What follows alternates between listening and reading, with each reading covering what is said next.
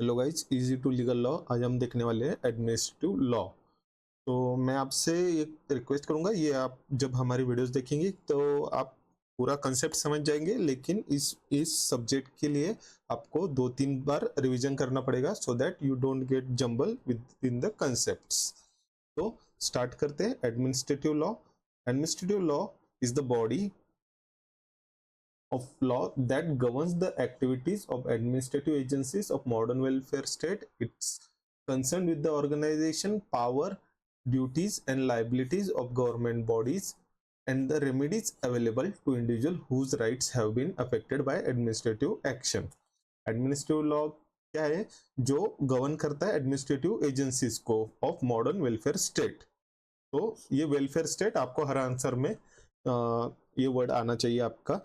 तो ये क्या करता है? रेगुलेट करता है power, duties, liabilities of government, remedies अगर किसी का इंडिविजुअल राइट अफेक्ट होता है बाय एडमिनिस्ट्रेटिव एक्शंस। तो एवोल्यूशन और डेवलपमेंट ऑफ एडमिनिस्ट्रेटिव लॉ कैसे हुआ? एंशिएंट पीरियड में the concept of Dharma in ancient India for instance guided the action of rulers and officials. यहाँ पे धर्म है ये। तो धर्म इज, यहाँ पे जो धर्म वर्ड यूज किया गया है इसका मतलब रिलीजन नहीं है, इसका मतलब है duty, duty to be followed. एक राजा का धर्म होता है अपनी जनता को सुरक्षित रखना, न्याय करना। एक क्षत्रिय का धर्म था कि जो युद्ध करना।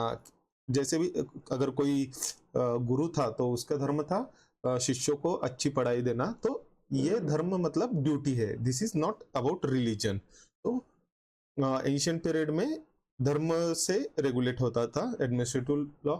17 to 19 सेंचुरी में फ्रांस में काउंसिल डी इटैट, एग्जैक्ट प्रोनाउंसिएशन क्या है मुझे पता नहीं, लेकिन ये एडमिनिस्ट्रेटिव कोड था, ये एस्टेब्लिश हुआ था फ्रांस में। 20th century and the welfare state. Governments took on new responsibilities in public health, education, labor and economic regulation.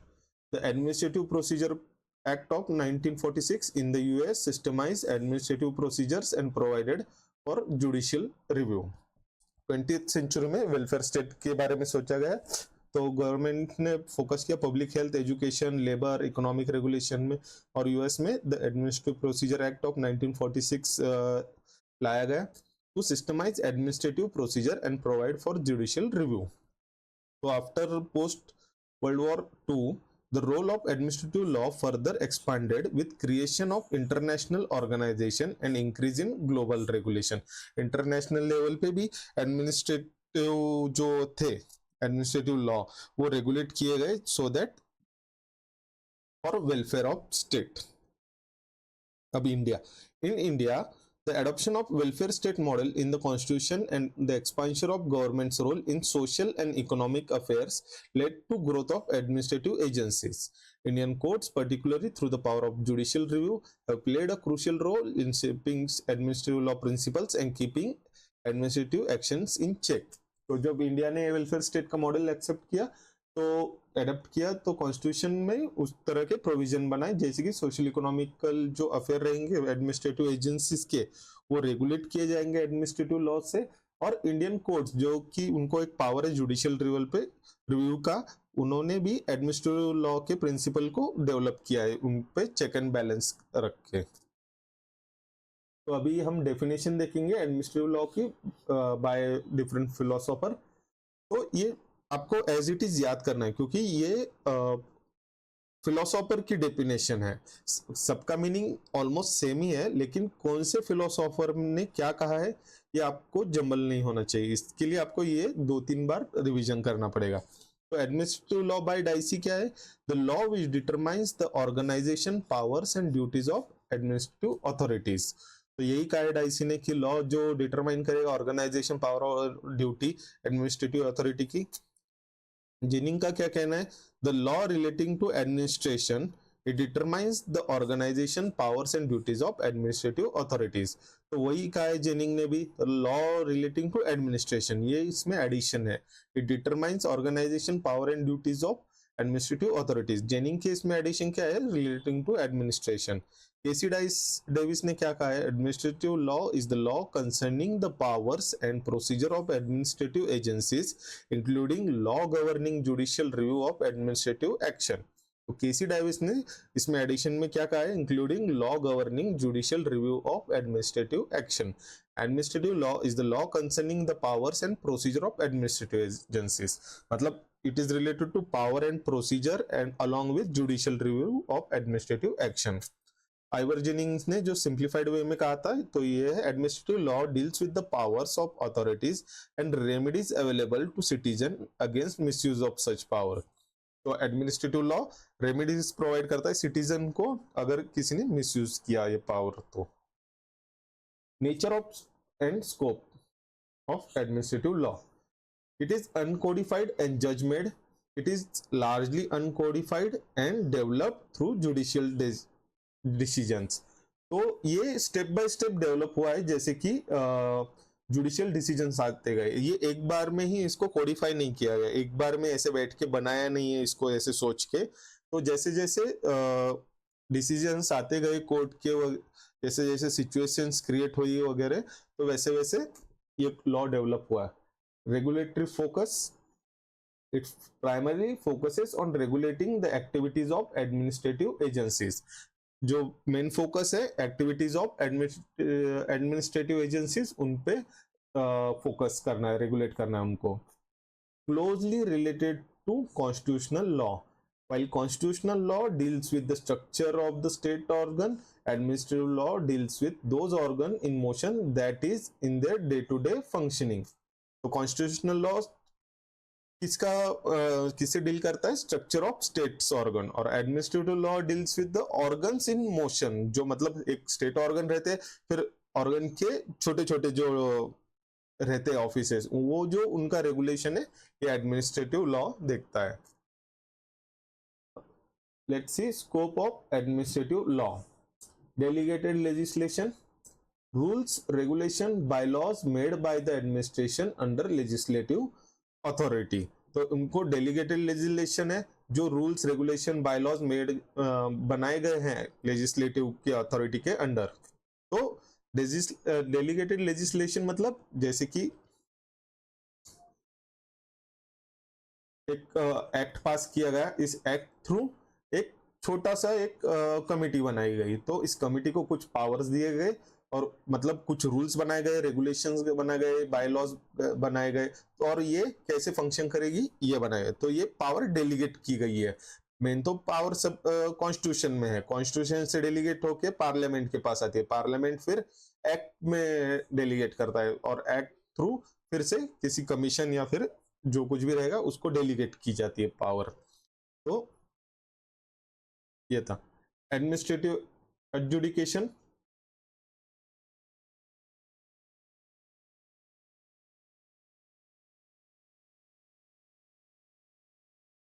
Administrative adjudication, tribunal, commissions, and quasi-judicial authorities resolving disputes. Sorry.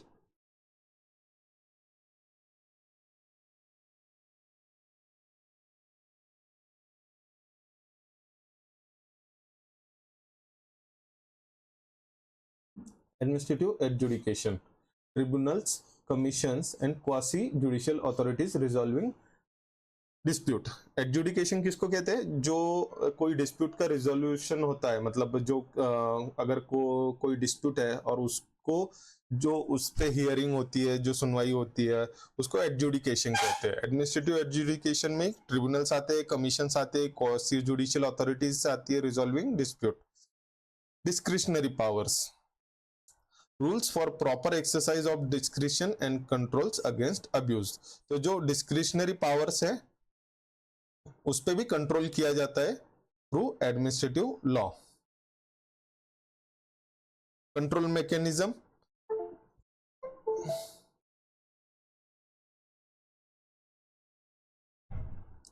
Control mechanism, judicial control, judicial review,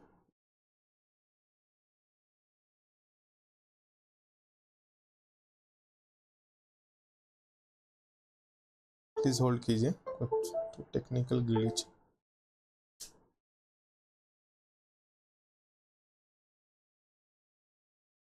okay,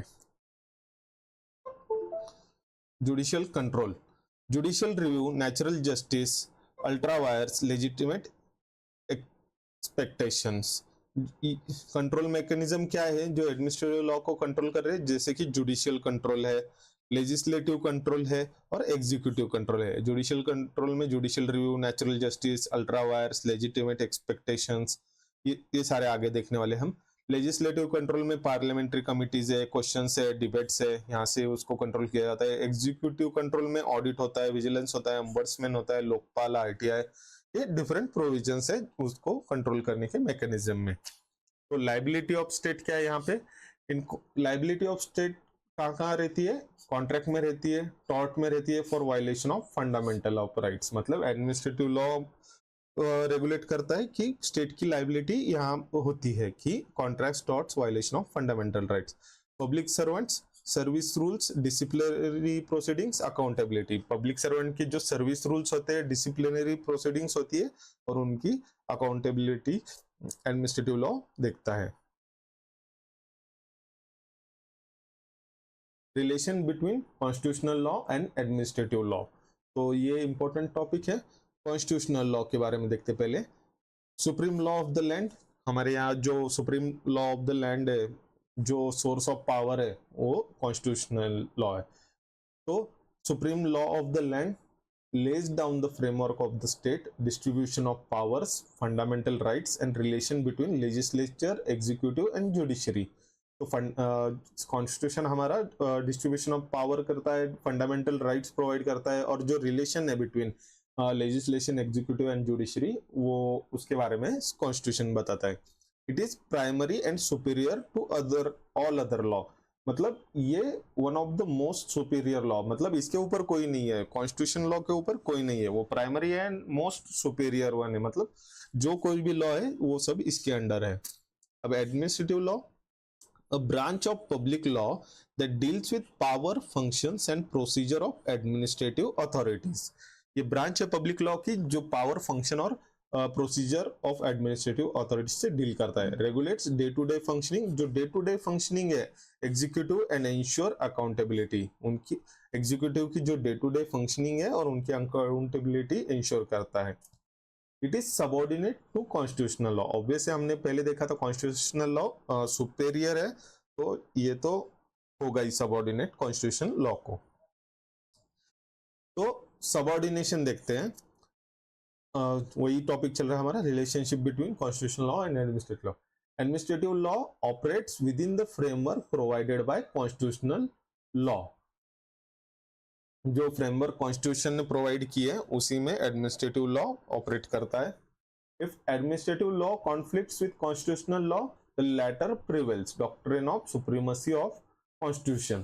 तो अगर कहीं administrative law है और यहाँ पे constitutional law है, तो यहाँ का मतलब रूल्स में कोई अगर या फिर कोई प्रोविजन में कॉन्फ्लिक्ट होता है तो हमेशा कॉन्स्टिट्यूशनल लॉ ही प्रिवेल करेगा, क्योंकि doctrine of supremacy of constitution, मतलब कॉन्स्टिट्यूशन से सुपीरियर कोई नहीं है, सबसे सुप्रीम है कॉन्स्टिट्यूशन। अगर कहीं कॉन्फ्लिक्ट होता है तो कॉन्स्टिट्यूशन लॉ प्रिवेल करेगा। कॉमन ऑब्जेक्टिव क्या है दोनों में, both aim to regulate state power and protect individual rights. Constitutional law does so broadly, administrative law in detail. तो दोनों का एम क्या है, रेगुलेट करना स्टेट पावर और protect individual rights. Constitutional law broadly करता है बड़े एरिया में, एडमिनिस्ट्रेटिव लॉ एकदम डिटेल में जाके ये चीजें करता है। Constitution as the source, the constitution create organs of the state. Constitution create करता है स्टेट के ऑर्गन, जैसे कि legislature, executive, judiciary. Administrative law governs how these organs, तो एडमिनिस्ट्रेटिव लॉ गवर्न करता है मेनली एग्जीक्यूटिव और एजेंसीज को, कि ऑर्गन्स कैसे अपनी पावर्स एक्सरसाइज करेंगे। ओवरलैप क्या है, constitutional law is general, administrative law is particular. तो हमने पिछले पॉइंट में देखा था कि इन जनरल है बड़ा सा कॉन्स्टिट्यूशनल लॉ, और एडमिनिस्ट्रेटिव लॉ एकदम डिटेल में है, पॉइंट टू पॉइंट, मतलब एकदम लास्ट जो है एक्टिंग पार्टी या कोई एजेंसी है वहां तक वो रेगुलेट करता है। For example constitution guarantees right to equality under article 14। Article 14 है राइट टू इक्वलिटी कॉन्स्टिट्यूशन में। Administrative law applies it through the doctrine of natural justice, prohibition of arbitrariness, judicial review of administrative action. तो administrative constitution ने ये guarantee provide की है right to equality, लेकिन जो कुछ भी इसका एग्जीक्यूशन वगैरह है वो एडमिनिस्ट्रेटिव लॉ करता है।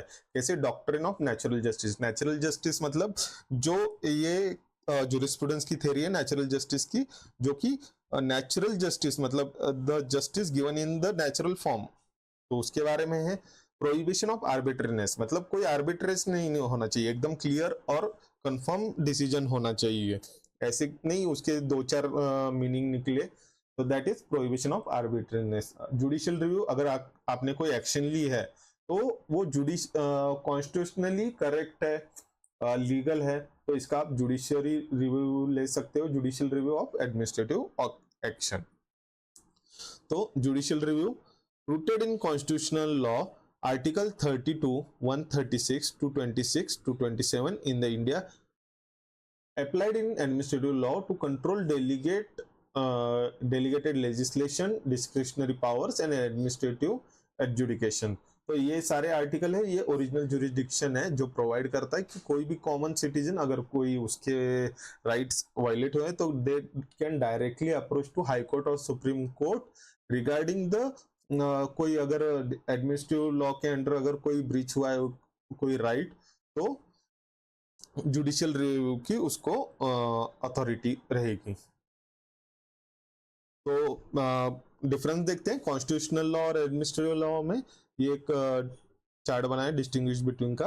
तो पोजीशन क्या है कॉन्स्टिट्यूशनल लॉ की? ये सुप्रीम में हमने देखा है, फंडामेंटल लॉ, और administrative law subordinate branch of public law. Scope क्या है? Structure of state, distribution of powers, fundamental rights, ये कॉन्स्टिट्यूशनल लॉ के स्कोप है। एडमिनिस्ट्रेटिव लॉ की क्या है? Powers, duties, functions and procedure of administrative authorities. Nature क्या है कॉन्स्टिट्यूशनल लॉ का? जनरल है, कॉम्प्रिहेंसिव है। जनरल बोले तो आपने एक बड़ा सर्कल है। Administrative law specific and detail, उस सर्कल के अंदर ऐसे छोटे छोटे जो भी स्पेसिफिक है वो एडमिनिस्ट्रेटिव लॉ। सोर्स क्या है कॉन्स्टिट्यूशनल लॉ का? Constitution itself. और administrative law derive from constitution, statutes और जुडिशियल डिसीजन। जो कुछ भी जुडिशियल डिसीजन हुए या फिर कोई स्टैट्यूट बनाए या फिर कॉन्स्टिट्यूशन थ्रू एडमिनिस्ट्रेटिव लॉ का सोर्स है। कॉन्स्टिट्यूशन लॉ फोकस किस पे? Basic framework of governance. जो बेसिक फ्रेमवर्क है, बेसिक स्ट्रक्चर है, उस पे कॉन्स्टिट्यूशन लॉ फोकस करता है। Administrative law day to day functioning of administration, हर रोज के जो काम होते हैं एडमिनिस्ट्रेशन के, उस पे एडमिनिस्ट्रेटिव लॉ फोकस करता है। इंडियन कंटेक्स्ट में देखते हैं तो constitution of India 1950 provides the foundation for administrative law. Example, Article 12 to 35, fundamental rights, administrative actions tested on equality, liberty, due process। जो फंडामेंटल राइट्स है और उनको प्रायोरिटी दी है कॉन्स्टिट्यूशन लॉ में। जो एडमिनिस्ट्रेटिव एक्शंस रहेंगे वो टेस्ट किए जाएंगे किस बेसिस पे? इक्वालिटी, लिबर्टी, ड्यू प्रोसेस, मतलब जो प्रोसीजर है वो ठीक से फॉलो की गई है, इक्वालिटी है, लिबर्टी है, तो ये यहां से डिराइव की गई है। Article 32 and 226 judicial review of administrative action, जो कि मैंने कहा था कि ये आपको ओरिजिनल जुरिस्डिक्शन प्रोवाइड करते हैं कि आप डायरेक्ट अप्रोच कर सकते हो high court, supreme court for your remedy for violation of your fundamental right वगैरह। डायरेक्टिव प्रिंसिपल्स पार्ट 4, ये कॉन्स्टिट्यूशन में ही है सब। Guide state policies implemented through administrative law, directive principles है जो कि डायरेक्ट किया जाता है। कॉन्स्टिट्यूशन स्टेट को डायरेक्ट करता है कि ऐसे ऐसे एडमिनिस्ट्रेशन करना है, ये चीजें करना है वेलफेयर के लिए, और ये सब फॉलो करना है। Article 323A, 323B, tribunals part of administrative adjudication. Constitution में एक ट्रिब्यूनल की अथॉरिटी है 323A और 323B। यहाँ पे ट्रिब्यूनल्स बनाए जाते हैं जो कि पर्टिकुलर इशू को हैंडल करते हैं, वहां का एडजुडिकेशन। एडजुडिकेशन मतलब जो कि वहां के डिस्प्यूट वगैरह जो भी प्रोसीजर है रिजॉल्विंग डिस्प्यूट, उसे एडजुडिकेशन कहते हैं। The growth of administrative law in is due to emergence of welfare state and expansion of governmental functions. ये वेलफेयर स्टेट बहुत इंपॉर्टेंट वर्ड है पूरे एडमिनिस्ट्रेटिव लॉ में। ये जो कुछ भी एडमिनिस्ट्रेटिव लॉ चल रहा है ये वेलफेयर ऑफ स्टेट के लिए ही चल रहा है, क्योंकि there should be growth in public health facility economic वगैरह, और इसीलिए ये इमरजेंस हुआ है एडमिनिस्ट्रेटिव लॉ का। और एक्सपेंशन ऑफ गवर्नमेंट फंक्शन, तो गवर्नमेंट भी बड़ी हो गई है, तो बहुत सारे एम्प्लॉयज मतलब गवर्नमेंट सर्वेंट्स ये हायर अपॉइंट करने पड़ते हैं, तो उन सबको रेगुलेट करने के लिए ये एक्सपेंशन हुआ है एडमिनिस्ट्रेटिव लॉ का। Inadequacy of legislature to deal with details and changing situation. अब लेजिस्लेचर किसको कहते हैं हम? पार्लियामेंट। पार्लियामेंट हमारा लेजिस्लेचर है, वहां पे जो सर्टन नंबर्स के एमपी है लोकसभा राज्यसभा में, वो हर एक इंसान पे तो नहीं ध्यान दे पाएंगे, जो पूरा अपना जो कंट्री है इंडिया, तो वहां पे हर किसी पे ध्यान नहीं दे पाएंगे, इसलिए ये डेलीगेट करते हैं पावर। तो इनएडिक्वेसी मतलब ये पूरी तरह उन पे फोकस नहीं कर पाएंगे पूरे डिटेल्स पे या चेंजिंग सिचुएशन में। इनएडिक्वेसी का मतलब ये नहीं कि वो इनकॉम्पिटेंट है, ये कॉम्पिटेंट है, लेकिन हमारी पॉपुलेशन को देखते हुए हमारा वास्ट जो ये है ज्योग्राफी हमारा, तो ये पावर्स इनको डेलीगेट करने पड़ते हैं। फिर ये स्टेट को डेलीगेट करते हैं, स्टेट फिर डिस्ट्रिक्ट को, डिस्ट्रिक्ट फिर जो ग्राम सभा ग्राम पंचायत रहेगी या फिर म्युनिसिपल कॉर्पोरेशन रहेगा उनको डेलीगेट करेंगे। इसलिए एडमिनिस्ट्रेटिव लॉ का एक्सपेंशन होता गया। Inadequacy of judiciary to provide speedy and specialised justice. अब जुडिशरी के पास खुद के ही उतने मैटर हैं जो कि फिर हर जगह जो डिस्प्यूट होंगे छोटे छोटे छोटे छोटे, क्योंकि भले ही डिस्प्यूट छोटा रहेगा, लेकिन अगर किसी का फंडामेंटल राइट ब्रीच होता है उसके लिए तो वो इम्पोर्टेंट है, तो उनको जो जस्टिस देने के लिए एडमिनिस्ट्रेटिव लॉ का एक्सपेंशन हुआ। Need for delegated legislation, flexibility and technical expertise. तो वही काम है ना, जो यहाँ से पार्लियामेंट से पावर डेलीगेट होगी स्टेट को, स्टेट से डेलीगेट होगी डिस्ट्रिक्ट को, डिस्ट्रिक्ट से जो ग्राम पंचायत रहेगा या पंचायत समिति या फिर म्युनिसिपल कॉर्पोरेशन, म्युनिसिपल टाउन जो कुछ भी रहेगा वहां पे डेलीगेट होगा। और इससे क्या होगा कि फ्लेक्सिबल, अगर यहाँ पे अगर डिस्ट्रिक्ट में अगर किसी को कुछ करना है तो डायरेक्टली इसको अप्रोच मतलब वहां तक नहीं जाना पड़ेगा पार्लियामेंट तक, तो यहाँ पे डेलीगेट है कुछ लेजिस्लेशन के, इनको अथॉरिटी दी गई है, वो डिसीजन ले सकते हैं। इसीलिए फ्लेक्सिबिलिटी और टेक्निकल एक्सपर्टीज के लिए। Requirement of emergency powers and preventive regulations in modern governance. अगर कोई एक्शन लेना है जो कि इमरजेंसी है तो वो हर बार लेजिस्लेचर को नहीं मांग सकते वो परमिशन, इसलिए यहाँ पे ही कुछ पावर्स डेलीगेट की गई होती है। तो ये था हमारा फर्स्ट लेक्चर एडमिनिस्ट्रेटिव लॉ का। अभी हम और सारे देखेंगे, तब तक के लिए stay connected, like share and subscribe.